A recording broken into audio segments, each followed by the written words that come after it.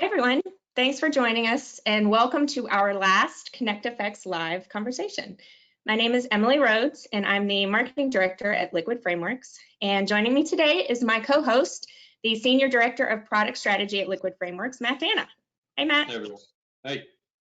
Hey. Our special guest today is Barry Donaldson, the Sales and Marketing Director at GR Energy. Hey, Barry, how are you? Hey, good afternoon. Hey, Barry. Thanks for being here. We appreciate it. And if you haven't already, Barry had a great conversation with Travis, which is filmed and on the ConnectFX website. So if you haven't seen that video, I highly recommend it. Please watch it. There's a lot of really good information there.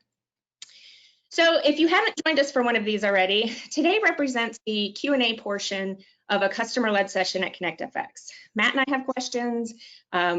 Questions were submitted ahead of time. And if you have a question on the fly, please ask it. Put it in the Q&A box. We're talking about something and you have a question, we'll be happy to answer questions live. So let's get started. Sounds good. So if you don't already know Barry, Barry has had a very impressive career in the energy industry, many years at Schlumberger. So you've seen a lot, Barry. Do you have any insight into the current state of the industry? You know, how do you see things playing out in 2021? Yeah, we all wish we had insights. I guess we have our best wishes of what's going to happen, but you know, we look at, especially here, we're a smaller energy service. We're always trying to plan for next year, especially now. So we kind of think things, the energy markets are going to balance, and we'll start to see a slow recovery even in next year, and then hopefully we start to see the real recovery start at maybe Q4 next year, and then we'll see that build through 2022. So we hope. The best thing about it is gas has been good to us in this downturn. You know, the downturn we had several years ago with gas. Gas has been good. The gas markets are not as bad as the oil markets, so we'll see both an oil and gas recovery hopefully next year. I hope so too, Barry. I know that we've had several meetings with Travis in our town halls, and there's a lot of analysis that's gone into. I mean, obviously we're deeply invested in oil field services, so obviously everyone's been affected by, you know, our customers, and as a result us been affected. And Travis has provided some insights into kind of what's going on there too, and it sounds like it's at least starting to sort of rebound a little bit, and I guess we'll see that into next year. So yeah, I hope so for our customers' sake, certainly. Yeah, and so we look a lot at this, you know, the balance of the supply and demand, and a lot of that comes from the EIA, and so I think they're kind of indicating the markets are going to balance, and we'll see that recovery start at the end of next year. So yeah. Yeah, good. Well, so I watched the video. By the way, thanks for doing the video with Travis and being a part of ConnectFX. I thought the video turned out really well. You know, I've watched it several times. I've had some people ask me for the link, and they've seen that video and the other videos as well. So I just want to say first, thanks for doing that. One of the things that sort of I thought stood out to me was in your conversation with Travis, you talked about, and it's always something that I think the audience on these types of calls is interested in, but you know, what is the implementation approach? So some customers like to do you know, sort of a staggered approach where you do office by office. Some do product line by product line. We've had a couple of customers that just bite off all the users on day one and do all the training for everyone at the same time. You know, I know you weren't, you know, at least on the video, I think that you may have come in a little bit maybe after that, or maybe not, but I know you weren't directly on the implementation team, but obviously with your history with Travis and with our company, I mean, you know us well. We know you well too. So I think the audience would be interested in, do you have any feedback on kind of the training process? I know you guys did I think a big bang approach by product line, but what did that training process look like? I mean, is there anything that you would recommend, or can you kind of just describe that for us? You're right. I wasn't here, but and we have 3 product lines at GR, and they took the implementation product line by product line, and then for those they did a big bang approach. I think it worked well for them, the big bang, because we weren't that big when it was implemented, and there weren't that many users, and then it made it kind of an incremental. They just trained as they went. So we had an admin, and obviously I think back then we were supported by Liquid Frameworks, and they did a lot of face-to-face training, a lot of online training, and then they had a deck of training materials people use. And I think the feedback was that the software is pretty simple, that it didn't require much training. Once the guys used it and got going, it worked pretty well. Good. Yeah. So and this is just sort of a segue onto that question, but I'm just curious. I know you guys are using some Salesforce tools, and you also have FieldFX, and sort of these things play nicely together. But when you have new salespeople that start, or new people from operations, either way, what is your guys' training process for kind of spinning up new people in the current world? It's one by one. As soon as somebody onboards, obviously we have different workflows for an operations guy or a field guy or sales guy or lady. The admin takes them aside and does virtual training with them. And then we're still small enough that it's sustainable and supportable. So same training deck, it changes a little bit. And then Becky Ivy's our admin, and she's always available to answer questions and get people to work through the problem. So it's pretty personal touch.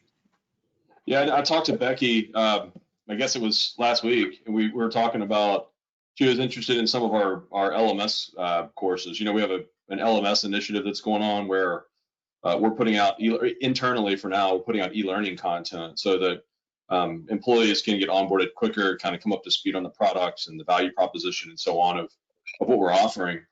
And she was inquiring about that, which that's sort of the vision for that. But it sounded like she was asking, is there a plan for you guys to launch LMS courses that are specific so that I could basically have my users run through the training process, training e-learning course, take a test at the end, get a certificate, and sort of shrink that time. So anyway, I don't know if you were aware of that or not, but she was asking those types of questions, and I thought it was really interesting. So the answer, by the way, is yes to that. We are going to be doing that.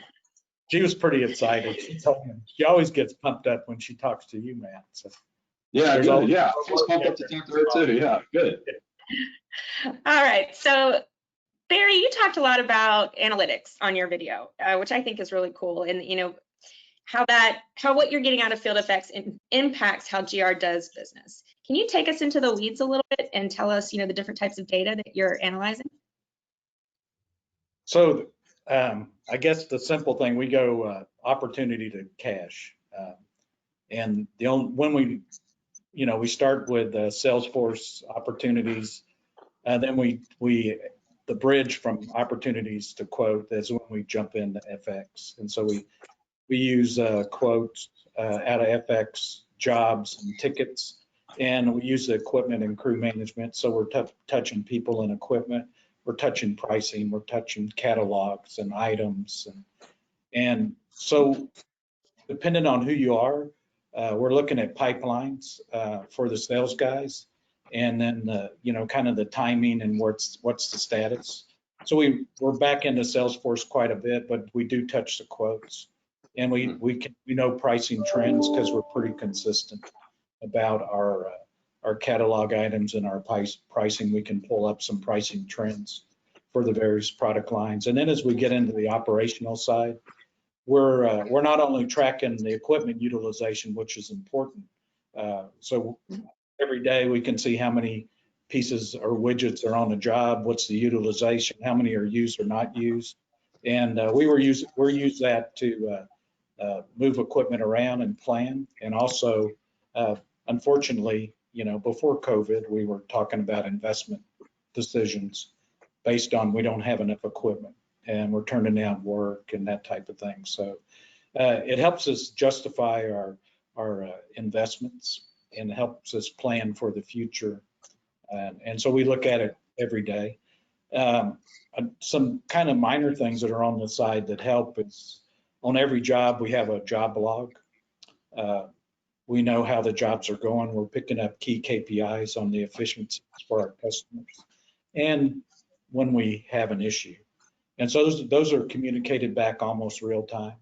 And so it opens up a bridge back from operations back into sales. So we can communicate to our customers in a positive, or we can communicate about incidents that happen and, respond very, very quickly. So the reports and the analytics and then the alerts out of the system help. That's a lot of data. I mean, that's a ton. Yeah.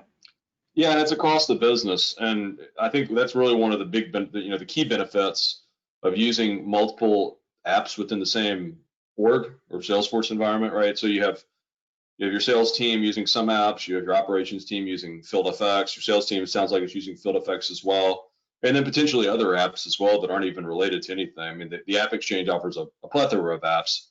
So I think one thing that would be interesting is what types of information are your salespeople capturing that they're then passing on to operations? And sort of as a segue onto that, are there any process improvements that you see as part of getting away from sales doing things in one system and then passing a piece of paper in operations who's doing things in another system?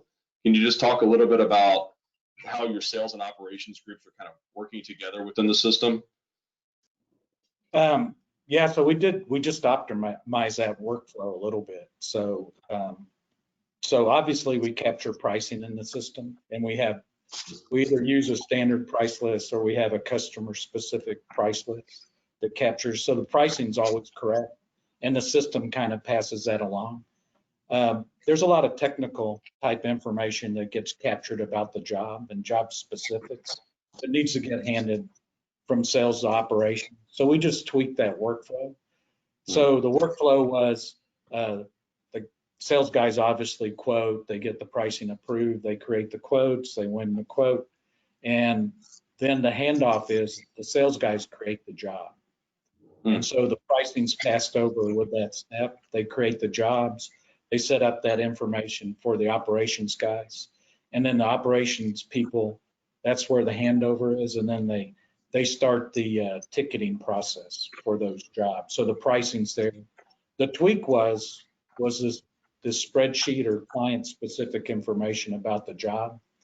And so we just used the basic functionality. So the new process is everybody just uploads that information in the files against that job. So now we got a file catalog that's specific to that work, and everybody knows where to go find it.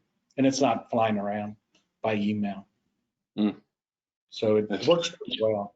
It works better than trying to capture enough fields that everybody would know and complicate the system. So that kind of one-off technical information gets passed as still as a spreadsheet or a Word document, but it's tied into the workflows. Yeah, it is possible to do that. I've seen that several times where customers will elect to add many fields. I mean, because the data that you can get from having some of the operational statistics and operational data is beneficial to the business. Like you were talking about with analytics, you could slice and dice it a million different ways, and that's all beneficial to make business decisions based on the information. But that's a trade-off to the user experience, right? So you don't, having your users enter a million fields, great for the business, but the users get frustrated because they're used to writing a ticket up really quickly or capturing some job log on a piece of paper in 5 minutes. Now you're asking them to capture a million other data points. So I can certainly empathize with that. So I think it's interesting, Barry, because we often talk about the operational benefits of FieldFX, but you're the sales and marketing guy, right? So have you seen using FieldFX helping out with the sales process? Yeah, again, we touched on it earlier. I think the big benefit is the operational information that comes back to the sales guys. That's either a positive or a reaction thing. You need to react pretty fast. If we had, which we don't have very many, but like everybody, we have some incidents on jobs. And how you handle those incidents is usually coordinated through sales, and they know right away, and they're responding right away with their customer contacts. And so I think it helps them build the relationships with our customers. And then it also, helps us know when we're doing really well. Like Matt talked about, we do capture some of the statistics that matter. And so we know when we've when we've operated above the normal average as far as efficiency for our customers. And we tend to talk back to our not talk back, but highlight those to our customers so they know know how well of a job we're doing. That's great. So we actually got a question in from the audience, so I wanted to ask that. Have you seen any specific benefits of having FieldFX during this pandemic and downturn? Obviously, if our customers wanted to, some of them still like to sign and stamp tickets, but with the systems we have in place, we don't have to have paper. So, which is social distancing. You can just you do things remotely. So it helps that part. You're not having to print stuff off and hand it to somebody face to face. You can have them do it remotely. So it helps quite a bit. We use some other software to do that, to social distance and have virtual type jobs on the location. So the ticketing and the job planning fits in just with that, that software we use. That's interesting. Yeah, I could probably ask a million other questions about that. But I wanted to ask what's on the top of my mind about, you're talking about obviously capturing data to drive sales, or capturing data that is then used by sales. And it sounded like you were saying that your sales team is able to easily react to incidents that happen and get in touch with the customer and sort of rectify the situation, if you will.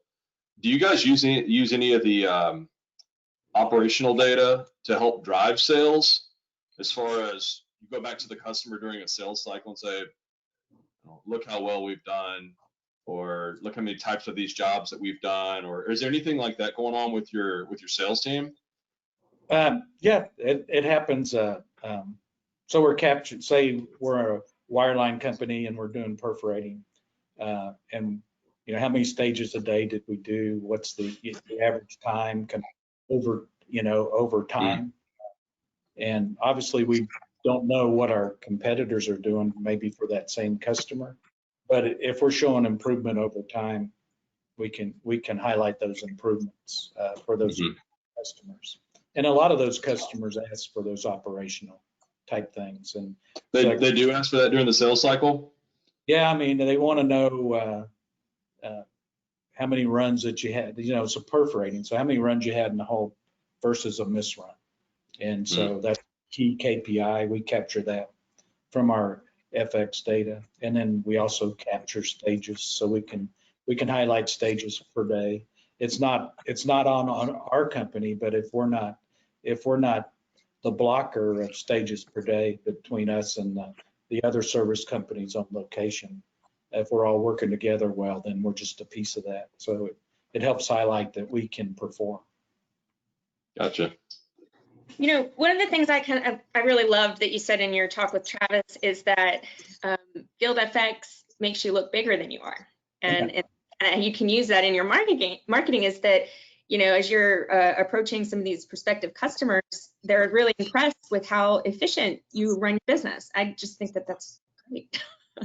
Yeah, it was a little bit from my Schlumberger life, how much time it took us to put in a, not FieldFX, but a homegrown field ticketing system that took us off paper. And so, to present yourself as not a paper invoicing person, and there's a lot of advantages to that. You eliminate mistakes, you improve the DSO, or you improve your how fast you can get out an invoice and how correct it is. And so if we're not delivering paper invoices like we were when we first started GR Energy, then we just look like, hey, we're professional. We have the systems that the bigger companies do, and they don't question us. And then once they see us perform, then they go, oh yeah, you perform just like the big guys, or better. So I think it makes it better. So what's that? Sorry, I thought you cut out for a second. I don't know if my internet was going down. It's so fun to do these things virtually, right? So just to the audience again, if you have any questions you'd like to submit, now's the time. Matt, did you have any other final thoughts for Barry? I think really the last thing that I was curious about is, Typically when we're installed in a customer's environment, it sort of becomes like a transformative sort of field service operations process, right? You mentioned quote to cash, and it sort of like involves multiple people within the business, multiple roles, but it's really managing the field operations. And one of the things I think comes up quite frequently is integration with other systems. Not only that, but also the analytics and so on. But I'd be interested, is FieldFX integrated with other systems within GR, like you're pushing data in for invoicing or pulling data from other systems as well? Because we see that rather frequently. So once the ticket's created and approved, it's integrated into our ERP. So it goes, it's the actual invoice is cut from the ERP, but the two systems are integrated, and so it goes automatically. That was an improvement we had when I first came. They didn't integrate it because of me, but I just like, why don't we integrate it? And so it's integrated now. We do some soft integrations with our HR system to, so we have a list of employees. A lot of our wireline guys especially are on the field bonuses. So we integrate with HR and payroll for those bonuses. The bonuses are calculated. It's part of a special process in FX, and those systems integrate. And then we integrate some safety information and equipment tracking information in between the two systems. Gotcha. Yeah, interesting.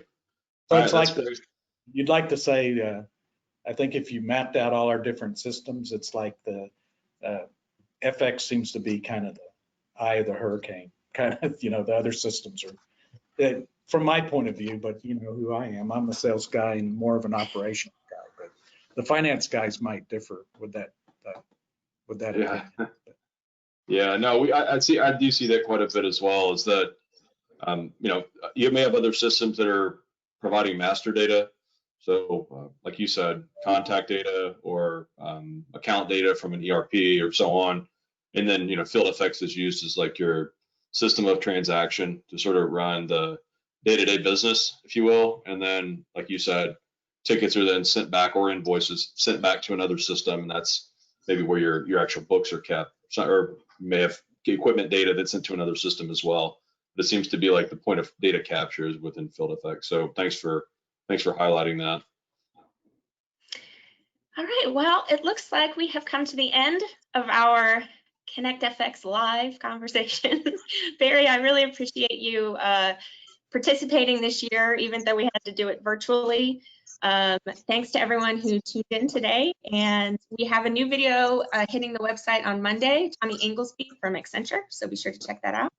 And with that, everybody have a great weekend. Thank you for attending.